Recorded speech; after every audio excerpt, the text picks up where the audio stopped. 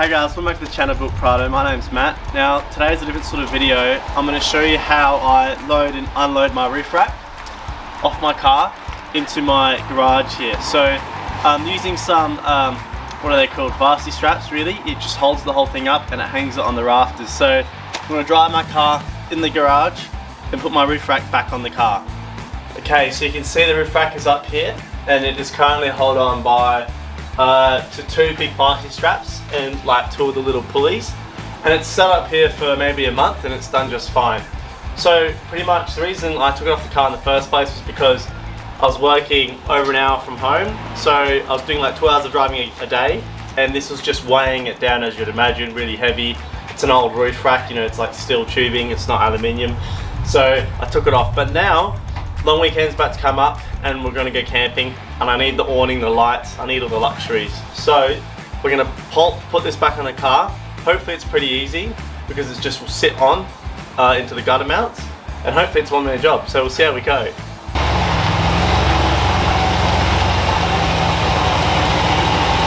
Okay, that took about like 5 minutes. I had to like keep going back and forth in the same area, and it's not like it's very close, but it's not even really close enough. I'm about like 20 mil, 30 mil out. The whole car needs to go that way.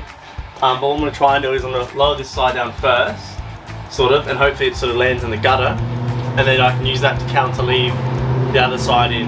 But obviously what I want to avoid doing is just completely scratching the roof, because this is just like steel and it'll just cut through it if I don't do it gentle enough. So that's going to be the more scary part, trying to lower it down carefully. So here's the hardware. Now we've got obviously 6 of these, and then I'm actually missing some of the rubbers, so I've only got 4 rubbers instead of 6, but it should be fine because this will only be in the car for less than like 2 weeks, I'd imagine.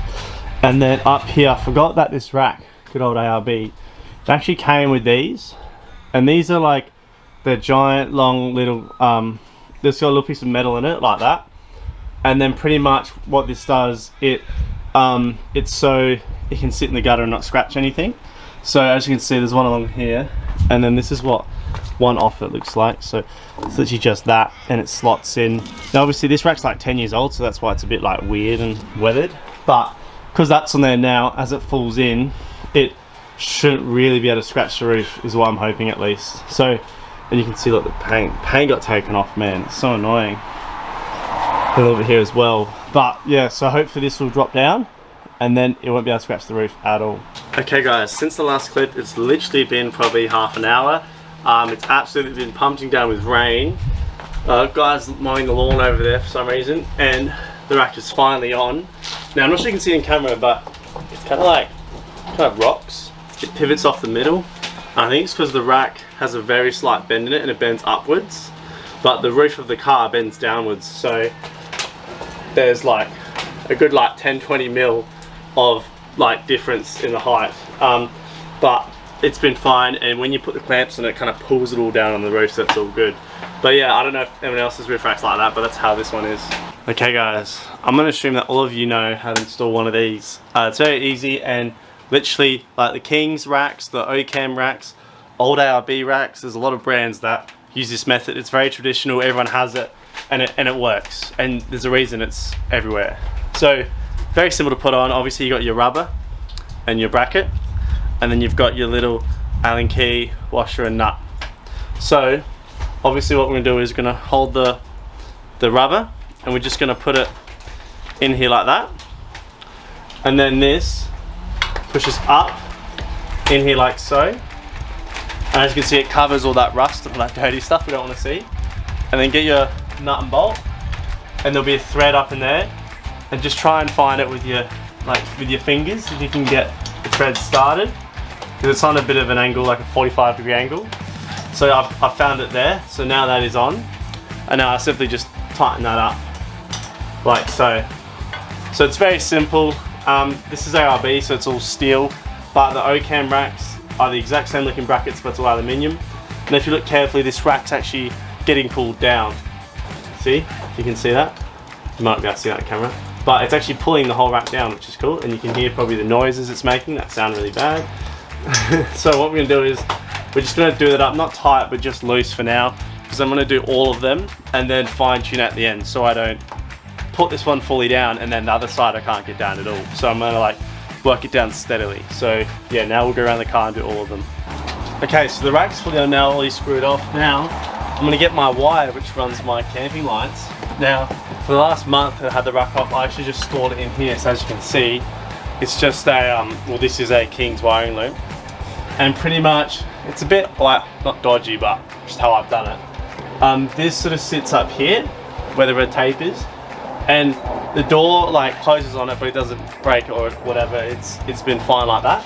And then this wire, I'm going to cable tie it to a point about here, and then it'll run across here into here, and then this will connect into that one there, and that will give me power to run the camping lights, which is awesome because I've never actually done an official video about them. But and as you can see, there's a huge excess of wire here because it's meant for the front of the car, but this distance isn't as long. So, but yeah, so I'll plug that into there. Okay, so the wire goes through here, up here around there, and then I've cable tied it along there, and then as you can see, it's a bit messy, but it just goes into there. And so now we have, you hit the switch in here. Now I have functioning camping lights, which will be great when we're at camp, and that's all under the Trojan 270 awning. So that will be really nice because it's set to be pretty rainy this long weekend.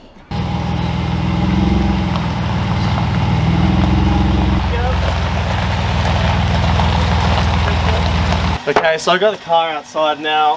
It all seems to be good. I'm going to go around and just fine tune all the brackets. The last thing I want is this rack falling off my roof, like full driving or something, and it just completely like destroys the car. So now we're just going to do the fine tuning. So we're just gonna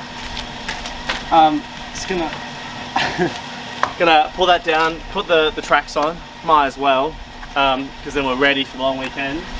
And then we'll put the aerial up probably another click, just because the angle looks better. I'll show you what I mean in a second. And yeah, then we should be ready to go, I reckon. Oh, I normally have a little padlock for the tracks, but it's been rained on quite a lot and it's getting really like seized up. So I might just have it like that, and if you want to steal them, you know what my car looks like. Okay, this is being like ultra picky, but as you can see, this aerial like could potentially go higher, so it's sort of in line with the rack. And then if I'm driving through, I don't know, like drive through a car park in the city, if this is going to hit, I'm going to hit, so it's like a it lets me know sort of thing. So before, when I had no roof rack on, it was very close to the height of the snorkel, which was actually the highest point. So that was like my gauge. But now that I've got this roof rack on, you know, it's 300 mil higher now. So I'll allow for that with the aerial. So good old Rhino rack. I love this one. It's so easy to adjust. It's got the little nylock nut here with the little 2 washers, a spring and a normal. And I'll just undo that and then just pull this knob out. And then that's 1 click higher. Okay, so if I go one more, it's straight up, which is obviously too high. And we want to like not hit every tree ever. So we're going to put it on the lower one, and then we're going to put this nylock nut, safety nut thing back in here. And that is the new angle of the aerial. And it should be, you might be able to see it from there, but it should be very close to the height of the tracks and the awning, so I know how high I am. Alright, now the car's back to being long and tall instead of wide. I really did like driving with it wide, with no rack on. The car felt quick, fast, and obviously saved heaps of fuel. And obviously because of like the perception sort of thing, it looks a lot bigger and wider. Like because of the no roof, it made the bottom half of the car look bigger. So yeah, whenever you take a roof rack off, the full drive just looks so much like bigger sort of thing. But now it's all on, so now it sort of looks on proportion. But you know, obviously I've got all the mods on there as well, so it's like, you know, it'll look not as big, but you got the mods. But obviously for full driving, it's way more capable without that roof. Especially this roof rack, so heavy, okay? Really heavy. But there is a new roof rack coming very, very shortly. By the time this video is out, it might have already been revealed. But it's aluminium and it's going to be a lot nicer than this one. So get keen for that. But yeah, that's pretty much it, I think, guys. So that's just how I load and unload my roof rack in my roof over there. If you want to try it at home, maybe you can do the same thing. So yeah, thanks for watching, and I think we'll catch you guys next time on Built Prado. Woo-woo!